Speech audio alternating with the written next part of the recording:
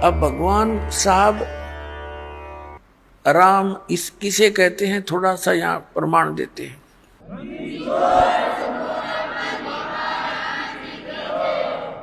जैसे एक तहसीलदार है, उसको भी साहब कहते हैं, और एसडीएम को भी साहब कहते हैं, और डीसी को भी साहब बोलते हैं, कमिश्नर भी साहब कहलाता है, मंत्री जी को भी साहब कहते हैं, मुख्यमंत्री जी को भी साहब कहते हैं, और प्रधानमंत्री जी को भी साहब कहते हैं, राष्ट्रपति जी को भी साहब कहते हैं। ये सभी साहब से ही जाने जाते हैं, लेकिन इन साहबों की शक्ति में दिन और रात का अंतर होता है। रियल में साहब कौन है? हमारे देश का राष्ट्रपति, वो वास्तव में वो साहब है, यानी सबका मालिक है। तो ऐसे ही ये अन्य जितने भी पद पोस्ट हैं, श्री गणेश जी का, श्री विष्णु जी का, श्री ब्रह्मा जी, श्री शिव जी, दुर्गा जी का, श्री दुर्गा जी देवी का, और ब्रह्म का, ये भी भगवान साहब कहलाते हैं। पर इनकी इस प्रकार इसकी तुलना कर लेना कि ये कितने साहब हैं। श्री ब्रह्मा जी रजोगुण विभाग के मंत्री एक ब्रह्मांड में, श्री विष्णु जी सतोगुण विभाग के मंत्री इस एक ब्रह्मांड में, और 3 लोकों पर इनकी ये सत्ता है, ये विभागीय मंत्री है। और तमोगुण विभाग के भगवान शंकर जी। तो ये तो केवल एक ब्रह्मांड में और 3 लोकों पर मालिक है, वो भी एक विभाग के। और इनका पिता जो है वो 21 ब्रह्मांड के अंदर एज ए चीफ मिनिस्टर काम करता है, ये समझ लो। तो ये ब्रह्म जो है ये केवल 21 ब्रह्मांड का साहब है। गीता जी अध्याय नंबर 15 के श्लोक नंबर 16 और 17 में 3 पुरुष हैं। 3 पुरुष माने प्रभु। एक सरपुरुष तो ये ब्रह्म है, ज्योति निरंजन, जिसके 21 ब्रह्मांड है। और अक्षर पुरुष है, जिसके 7 शंख ब्रह्मांड है, जिसको परब्रह्म भी कहते हैं। संतों की वाणी में पार ब्रह्म है। वो पार ब्रह्म जो है वो इस परब्रह्म से अन्य है, वो पार ब्रह्म अलग है। एक तो परब्रह्म, जैसे ब्रह्म से नेक्स्ट पर दूसरा, और एक पार यानी सबसे ऊपर का। वो गीता जी अध्याय नंबर 15 के श्लोक नंबर 17 में कहा कि उत्तम पुरुष तु अन्य परमात्मा इति उदाहरत है। ये लोक तरम आविश्य विवर्ती अवैश्वर है। गीता जी अध्याय नंबर 8 के श्लोक नंबर 1 के उत्तर में, गीता अध्याय नंबर 8 के श्लोक 3 में उत्तर देते हुए गीता ज्ञानदाता कहता है वो परम अक्षर ब्रह्म है। तो ये जो अक्षर पुरुष है, ये तो 7 शंख ब्रह्मांड, नील पद्म शंख ब्रह्मांड का 7 शंख, इतना साफ है।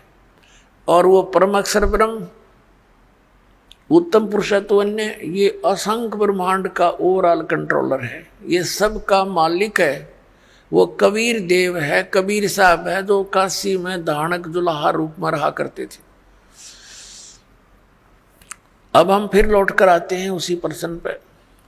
अब धर्मदास जी को परमात्मा ये ज्ञान दे रहे हैं कि भी आपकी श्रीमद् भगवद गीता में, गीता अध्याय नंबर 17 के श्लोक नंबर 23 में परम अक्षर ब्रह्म की वो पूजा साधना करने का, उसको पाने का ये मंत्र है, नथिंग एल्स।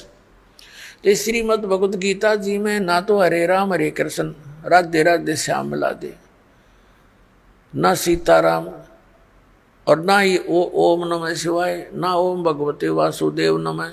ये मंत्र लाए कहाँ से आप? ये मंत्र कहाँ से लाए आप? गीता जी अध्याय नंबर 16 के श्लोक नंबर 23 में आपकी गीता जी में लिखा है कि शास्त्र विधि को त्याग कर जो मनमाना आचरण करते हैं, ना उनकी गति होती है, ना उनको सुख होता है, ना कोई सिद्धि प्राप्त होती है। तो यूजलेस, क्या फायदा डले डोने का।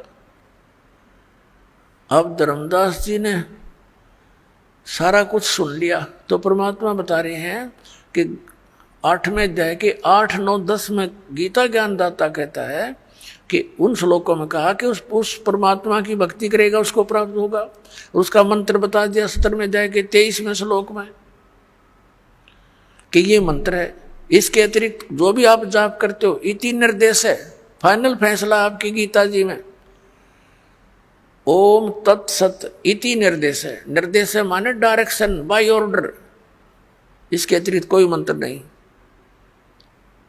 और तुम कहोगे कि ये पुराणों में लिखा है, फलाना लिखा है, तो पुराण अलग चीज है।